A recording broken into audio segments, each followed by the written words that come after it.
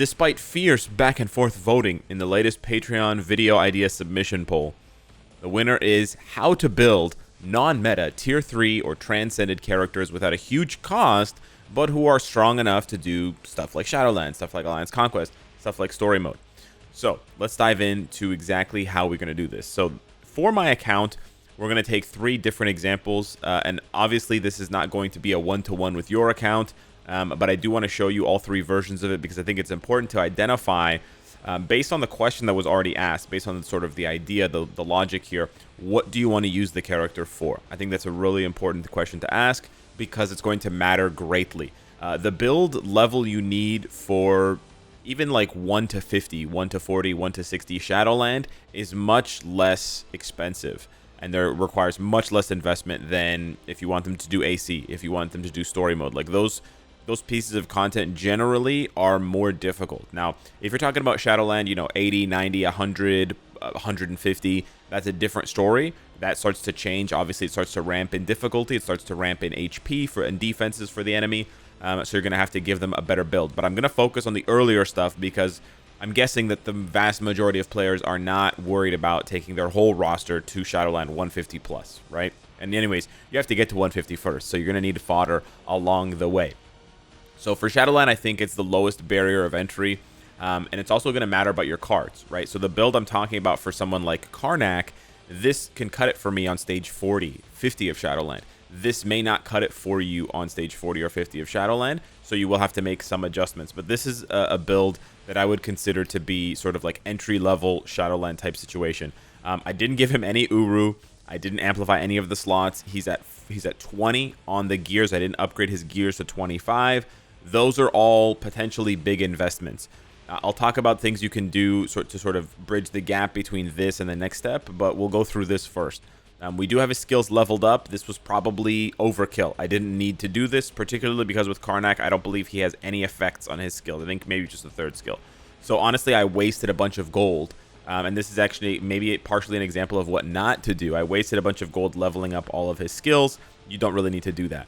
His type enhancement, this is one thing that I would actually focus on.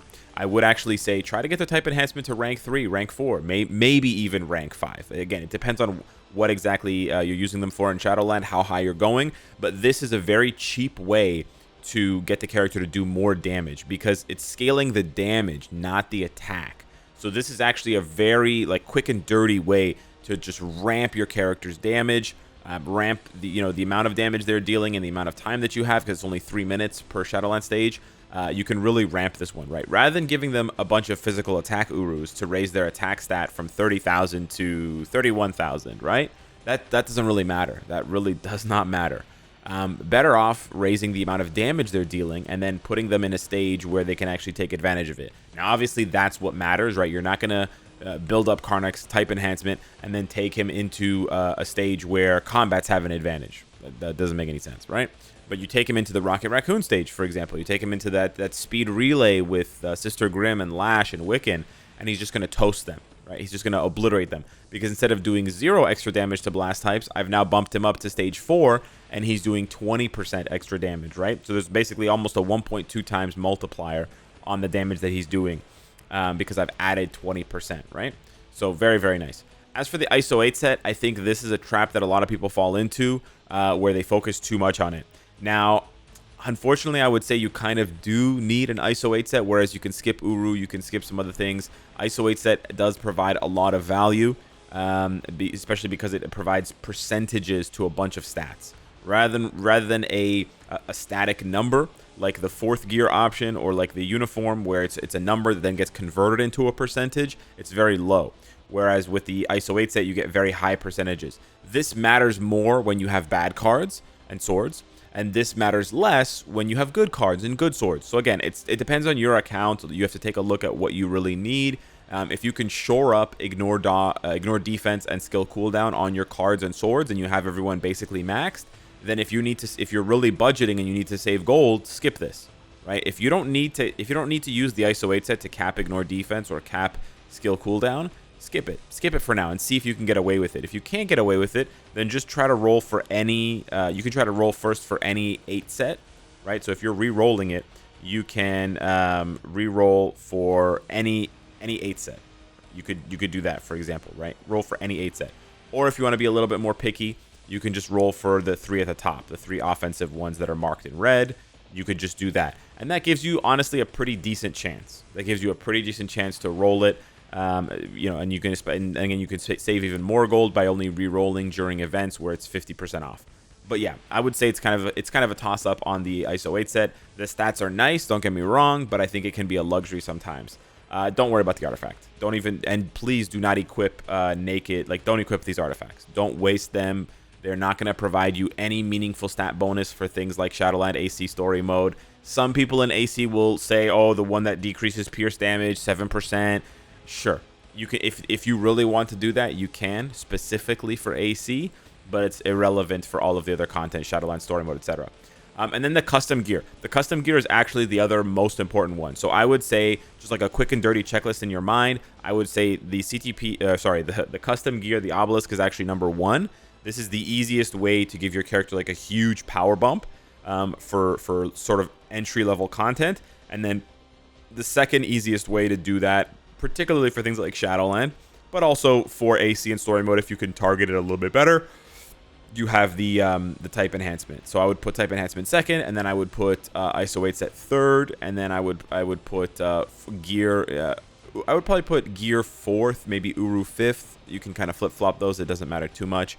And then skills is last, along with the artifact, just because it doesn't really matter too much besides skills that have effects, which we've talked about to death. So I'm not gonna highlight it here. If there's a number that goes up in terms of like the scaling of accumulation goes up, or there's a damage proc or something. If you see that, sure, level up the skill. Otherwise, leave it alone. And then the artifact, by and large, the artifact is not going to be the difference unless the character is much, much higher up in terms of the value, right? If you're talking about like a tier 3 Carnage or something like that, they have like a named artifact. But if you're not talking about a named artifact, it's basically useless. But yeah, I basically always start with the custom gear. Now, I know we didn't start with the custom gear in the conversation, but essentially, it works out the same way because you go through the checklist anyways mentally. As far as the custom gear goes, obviously, you're not going to be giving CTPs to these characters, so you're going to want to look out for obelisks that have guard break immunity as the orange stat, or you're going to want to look for the ones that have ignore dodge as the main stat, as the orange stat, or crit damage. Those are the only 3 that I really care about: crit damage, ignore dodge, and guard break. Guard break obviously is more PvP oriented, but it can certainly help characters in story mode and Shadowland from not getting locked up, not getting interrupted during skills. So there's nothing wrong with guard break immunity. It's not a bad option, even if you're not going into AC content.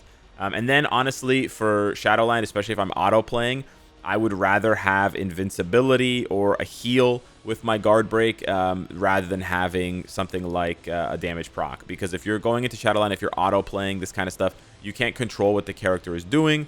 And you just want them to survive. So a perfect example here is Misty Knight. I gave her a crit damage, cold damage, 4 seconds. I might have not rolled for this one. I might have just pulled this one out of a chest or something. It's honestly good enough. Mockingbird, same sort of thing here. Crit damage, fire resist, 3 seconds. I just need her to survive a little bit longer so that she can, do some damage, do some stuff here.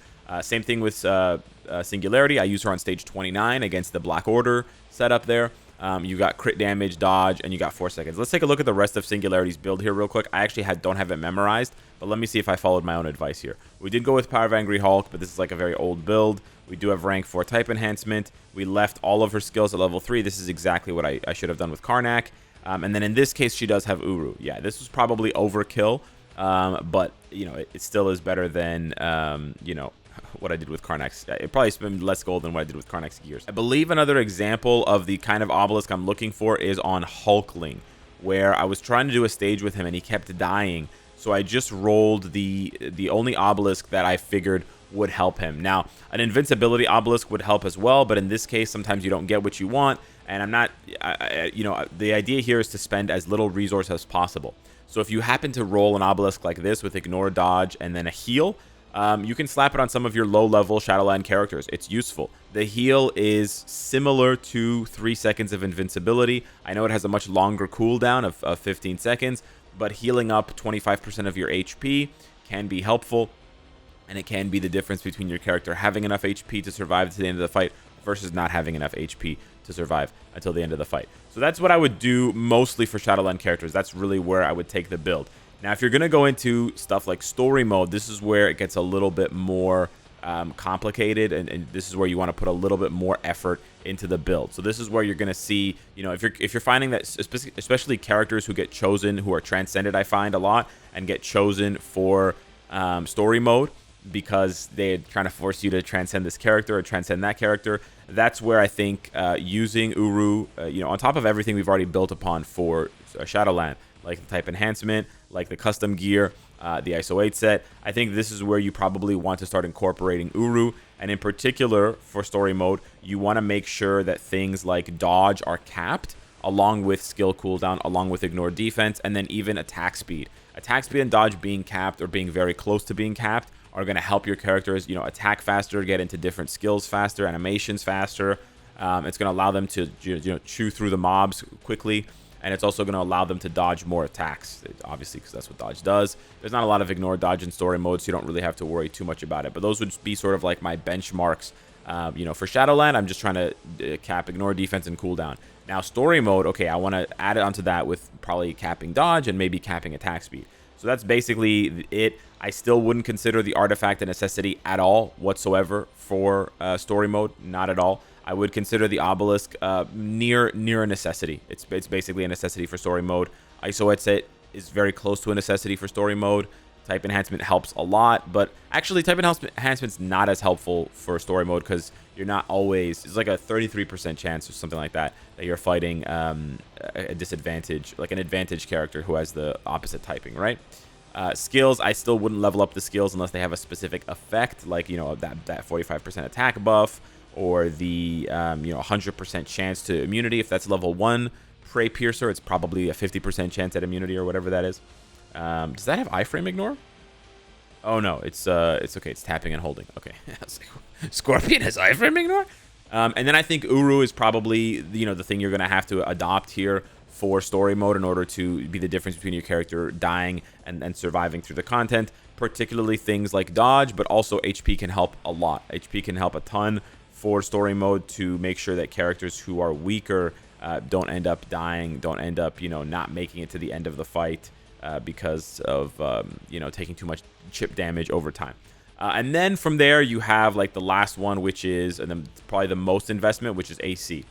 I would say like a story mode character's investment and AC character's investment can be similar depending on where in AC you're using them.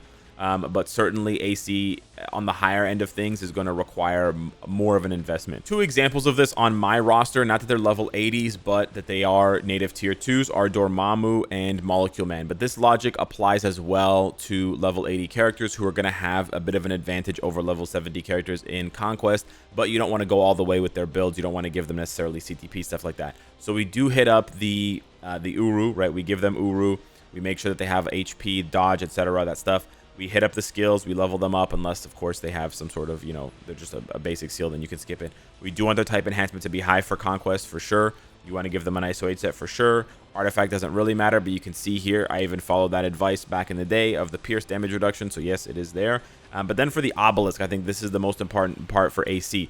You either have to give them a CTP, or you have to give them a very well-rolled obelisk. So, you know, you can't just slap on any old obelisk because it has invincibility or because it has a heal or whatever. It has to have at least 2, hopefully 3 strong stats.